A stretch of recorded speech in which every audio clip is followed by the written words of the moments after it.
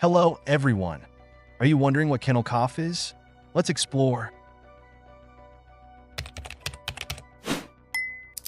Kennel cough, also known as infectious tracheobronchitis, is a highly contagious respiratory infection that affects dogs.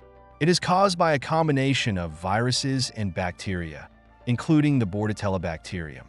Kennel cough spreads easily in places where dogs are in close contact, such as kennels, dog parks, or grooming facilities.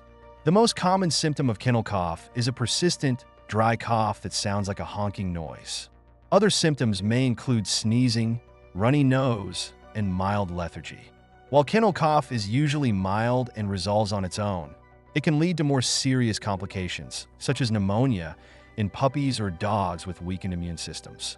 Vaccination is the best way to prevent kennel cough, especially for dogs that are frequently exposed to other dogs. If your dog develops symptoms of kennel cough, please like the video. It is important to keep them away from other dogs and consult your vet for treatment options. And see you later. Goodbye.